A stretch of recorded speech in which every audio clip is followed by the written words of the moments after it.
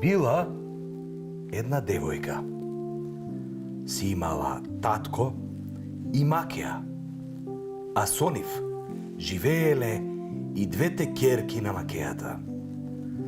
Девојката спиела покрај огништето, па секогаш имала прав и пепел по облеката. Затоа ја нарекле Пепелашка. Макејата и нејзините две ќерки не ја сакале Пепелашка. Многу лошо се однесувале со неа. Ја терале да чисти, да пере и да готви. А тие ништо не работеле. Што? Макејата и нејзината ќерки биле мрзливи? Па, не само што биле мрзливи, биле и лоши. Еден ден, таткото ги прашал ќерките: девојки мои, одам на Панаѓур, што сакате да ви купам? Убави фустани. Без размислување рекла едната ќерка. Мене бисери, рекла втората. А ти, Пепелашка, што сакаш ти? Прашал таткото. Сакам да ја скинеш и да ми ја донесеш првата гранка што ќе ти ја допре капата кога ќе се враќаш дома. Таткото ги послушал, ги донел подароците. Пепелашка го зела гранчето и го засадила во градината. Од гранчето никнало дрво, а на дрвото секој ден слетувала една бела птица. Волшебна птица. Волшебна? Како волшебната рибка? Да. Белата птица. Секогаш кога Пепелашка ќе помислела некоја желба, ќе запеела волшебна песна и боу! Желбата се исполнувала.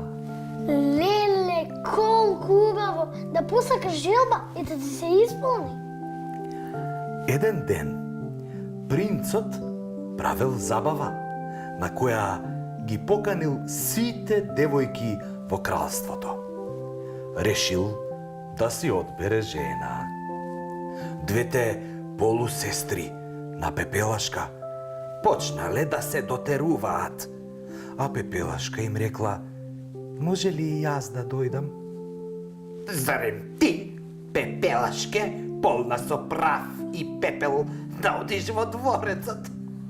Писнала макејата. А имаш и работа.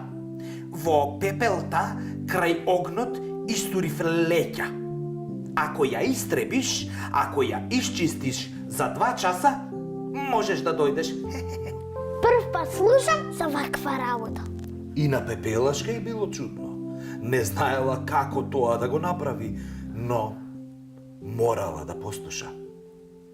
Тажна излегла во дворот, седнала покрај нејзиното дрво и во тој момент долетала белата птица. Јас ќе ти помогнам, не плачи, Пепелашке. Волшебната птица повикала многу птици и тие за помалку од 2 часа ја истребиле леќата. Макејата се зачудила и се изнервирала, па веднаш истурила уште 2 чинии леќа во пепелта.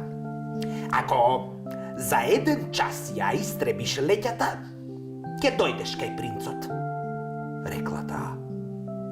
Птиците повторно долетале и клюц, клюц, клюц, клюц, клюц, ја завршиле работата.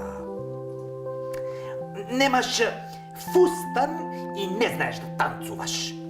Нема да дојдеш со нас, рекла макејата и со двете ќерки отишле на забавата. Пепелашка седнала покрај дрвото што го засадила и пак заплакала. Дошла ли волшебната птица? Да, долетала и вау! За миг Пепелашка била облечена во преубав фустан каков што Пепелашка никогаш не видела. Розова тантела ја красела косата, а на нозете имала најубави розови чевли. На волшебен начин се појавила и кочија. Оди на забавата, но внимавај, на полноќ магијата ќе ја снема. До полноќ мораш да се вратиш дома, рекла белата птица. Пепелашка и се заблагодарила и пресрекна тргнала на забавата. А таму била толку убава, што макејата и сестрите не ја препознале. И што се случувало на забавата? Сите се забавувале, а принцот, кога ја видел Пепелашка, заборавил на сите други девојки. Се влюбил во Пепелашка и цела вечер танцувал само со неа. Сите се восхитувале на убавата двојка, но никој не знаел која е прекрасната девојка. А Пепелашка толку убаво си поминувала што не забележала дека времето минува. Кога на полноќ часовникот почнал да отчукува, преплашена, Пепелашка истрчала од дворецот. На скалите се сопнала и левиот чевел и паднал од ногата.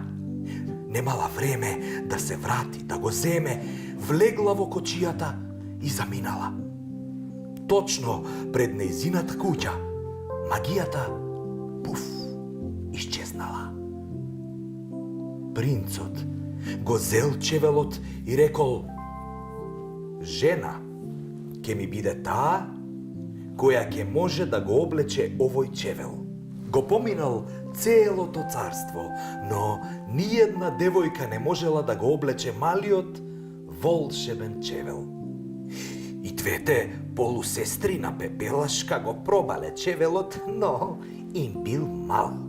А Пепелашка го пробала ли чевелот? Макејата не сакала Пепелашка да го проба чевелот, но принцот повторил: чевелот ќе го проба секоја девојка во кралството. И не е важно дали е сиромашна или богата, убава или помалку убава. Кога принцот го ставил чевелот на ногата на Пепелашка, на изненадување на сите, розовиот чевел и бил точен. Ова е мојата невеста, викнал принцот. Макејата и сестрите позеленеле од мака, море пукнале од мака. А принцот ја качил Пепелашка на конјот и ја однел во дворецот. Таму направиле голема свадба и живееле долго и среќно. Сакам приказни со среќен крај. На добрите луѓе среќата им се насмевнува кога најмалку се надеваат. А оние кои им прават лошо на другите не се среќни луѓе. Многу убава приказна ми раскажа.